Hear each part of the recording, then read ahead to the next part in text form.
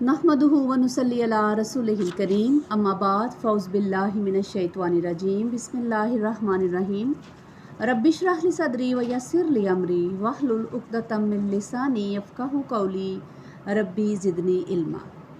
अस्सलामु अलैकुम व रहमतुल्लाहि व बरकातुहू। आज का हमारा टॉपिक है बीमारियों से शिफा के लिए पढ़े जाने वाले अस्कार और मसनून दुआएं। सबसे पहले तलावत कुरान मजीद जिस्मानी और रूहानी बीमारियों के लिए शिफा है। अल्लाह ताला ने कुरान पाक में फरमाया बनी इसराइल की आयत नंबर 82 में, और हम कुरान से वो चीज़ नाज़िल करते हैं जो मोमिनों के लिए शिफा और रहमत है। इसी तरह अल्लाह ताला ने सूरह यूनुस की आयत नंबर 57 में इरशाद फरमाया, ए लोगो, तहकीक तुम्हारे रब की तरफ से तुम्हारे पास नसीहत आ गई है और वो दिलों की बीमारियों के लिए शिफा है और ईमान वालों के लिए हिदायत और रहमत है। उसके अलावा बीमारी के इलाज के लिए मुख्तलिफ़ कुदरती ग़िज़ाओं और दुआओं से भी इस्तिफ़ादा हासिल करना चाहिए। मसलन शहद, कलवंजी, आब ज़मज़म, बारिश का साफ़ व शफ़ाफ पानी और जैतून का तेल। सूरह नहल में आयत नंबर 69 में अल्लाह ताला ने फरमाया कि फ़ीही शिफ़ाउन लिन्नास, इसमें यानी शहद में लोगों के लिए शिफा है। उसके बाद जो कलवंजी है उसके लिए खालिद बिन साद रहमतुल्लाह अलैह से रवायत है कि हम बाहर गए हुए थे और हमारे साथ गालिब बिन अबजर भी थे। वो रास्ते में बीमार पड़ गए। फिर जब हम मदीना वापस आए उस वक़्त भी वो बीमार थे। इब्ने अबी अतीक उनकी आदत के लिए तशरीफ़ लाए और हमसे कहा कि उन्हें ये काले दाने यानी कलवंजी इस्तेमाल कराओ और उसके 5 या 7 दाने लेकर पीस लो और फिर जैतून के तेल में मिलाकर नाक के इस तरफ और उस तरफ कतरा कतरा करके टपकाओ, क्योंकि सैयदा आयशा रज़ी अल्लाह ताला अन्हा ने मुझसे बयान किया कि उन्होंने नबी करीम सल्लल्लाहु अलैहि वसल्लम से सुना कि ये कलवंजी हर बीमारी की दवा है सवाए साम के। मैंने अर्ज़ किया, साम क्या है? उन्होंने फरमाया, साम का मतलब है मौत।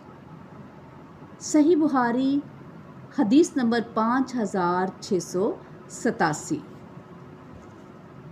इसी तरह बीमारी और तकलीफ़ की सूरत में मुतअद्दिद बार सूरह फातिहा पढ़कर मरीज़ पर दम करें। सूरह फातिहा जो कि बार बार पढ़ी जाने वाली सूरत है। सैयदना अबू सईद हदरी से रवायत है कि रसूलुल्लाह सल्लल्लाहु अलैहि वसल्लम के सहाब में से बाद सहाबा एक सफ़र पर जा रहे थे। वो अरब कबाइल में से एक कबीले के पास गुजरे तो उन्होंने उन कबीले वालों से मेहमानी तलब की, लेकिन उन्होंने मेहमान नवाजी ना की। फिर उन्होंने सहाबा कराम से पूछा, क्या तुम में कोई दम करने वाला है? क्योंकि कबीले के सरदार को किसी यानी जानवर ने डस लिया है या कोई तकलीफ़ है। सहाबा में से किसी ने कहा, जी हाँ।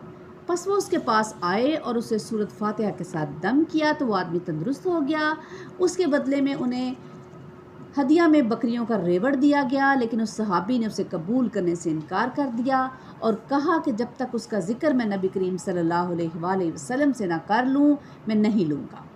वो नबी पाक सल्लल्लाहु अलैहि वसल्लम के पास हाजिर हुए और सारा वाक़या बयान किया और अर्ज़ किया कि ए अल्लाह के रसूल, अल्लाह की कसम मैंने सूरत फातिहा ही के ज़रिए दम किया है। आप सल्लल्लाहु अलैहि वसल्लम मुस्कुराए और फरमाया, तुम्हें ये कैसे मालूम हुआ कि ये दम है? फिर फरमाया, उनसे ले लो और अपने साथ मेरा हिस्सा भी रखो। सही मुस्लिम की हदीस नंबर है 5733। इसी तरह आप ज़मज़म के हवाले से सैयदना जाबिर बिन अब्दुल्लाह रज़ी अल्लाह ताला अन्हु से रवायत है कि उन्होंने कहा कि मैंने रसूलुल्लाह सल्लल्लाहु अलैहि वसल्लम को फरमाते सुना कि ज़मज़म का पानी यानी उस मकसद के लिए है जिसके लिए वो पिया जाए। सुनन इब्ने माजा हदीस नंबर 3062। इसी तरह बारिश का पानी अल्लाह ताला ने सूरह कौफ की आयत नंबर 9 में फरमाया कि वह नज़लना मिनस समाई माअम मुबारका, और हमने आसमान से बरकत वाला पानी उतारा। اور زیتون کے تیل کے حوالے سے سیدنا عمر بن خطاب رضی اللہ تعالیٰ عنہ سے روایت ہے کہ نبی صلی اللہ علیہ وآلہ وسلم نے فرمایا زیتون کھاؤ اور اس کو لگاؤ، بے شک یہ مبارک درخت ہے۔ سنن الترمذی حدیث نمبر 1852۔ اسی طرح